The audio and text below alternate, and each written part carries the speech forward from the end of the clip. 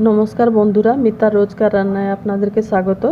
আজকে আমি রাত্রিরের খাবার বা জল খাবারের জন্য যে আমরা লুচি বা কচুরি করি তার সঙ্গে খাবার জন্য রোড সাইডে এই তরকারিটা আমাদের এখানে খুব প্রচলিত আছে।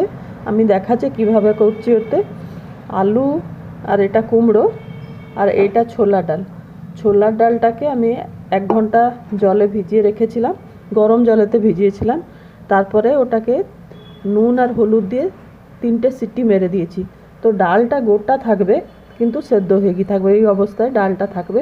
আসুন কিভাবে করছি আমি দেখাচ্ছি। খুব একটা বেশি কিছু লাগে না, ওতে একটু আদা কুচি, 2টো তেজপাতা আর 2টো শুকনো লঙ্কা আমি করে দেখাচ্ছি। আসুন।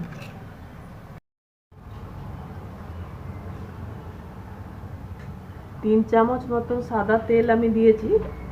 এর উপরে আমি 1/2 চামচ 5 ফোড়ন দিলাম,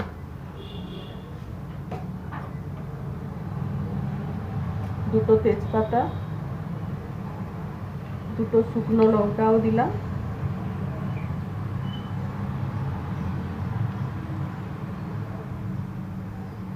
1 চামচ আদা, এটাকে আমি কুচিয়ে রেখেছিলাম, ওকেও দিলাম।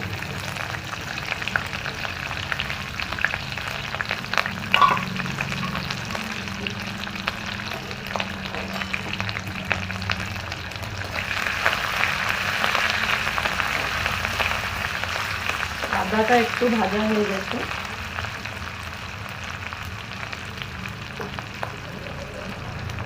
এবারে এইটাতে আমরা 1/2 চামচ মতন হিং দিলাম।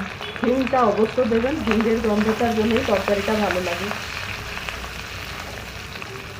এটা ভালো করে ভাজা হয়ে গেল।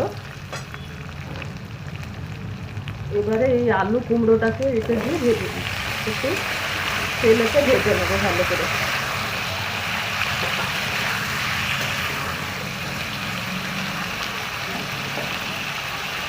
এতে সামান্য নুন দিচ্ছি, কেননা ডাল যখন সেদ্ধ করলাম ওতে নুন দিয়েছিলাম, তাই এতে একটু কম নুন দিলাম, আনাজগুলো তাড়াতাড়ি সেদ্ধ হবে বলে।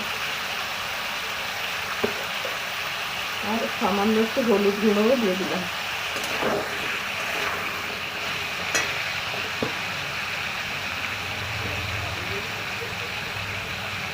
আমাদের এখানে এই তরকারিটা খুব বিক্রি হয়, লোকেরা খুব পছন্দ করে।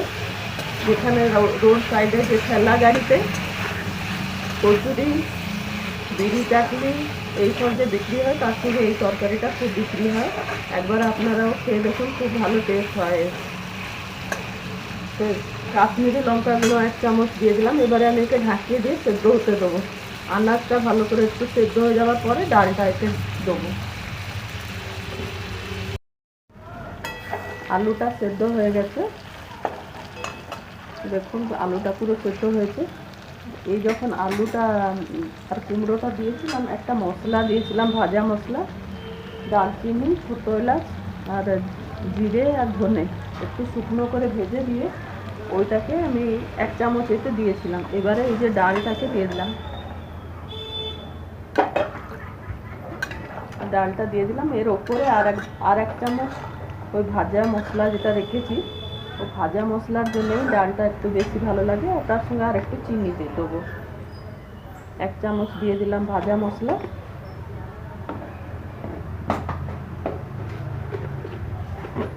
আর 1 চামচ চিনি দিলাম। 1.5 চামচ দিয়ে দিচ্ছি, একটু ডালটা বেশি আছে। এবারে আমাদের এই তরকারিটা হয়ে গেল। এটা লুচি, কচুরি, পরোটা সবের সঙ্গে এই তরকারিটা খেতে অনেক ভালো লাগে। আমার ছোলার ডাল আলু কুমড়োর তরকারিটা খাবার মতন রেডি হয়ে গেল। একবার আপনারাও এইভাবে করে খেয়ে দেখুন। ভালো লাগলে আমার চ্যানেলটাকে লাইক, শেয়ার, সাবস্ক্রাইব করতে অনুরোধ করছি।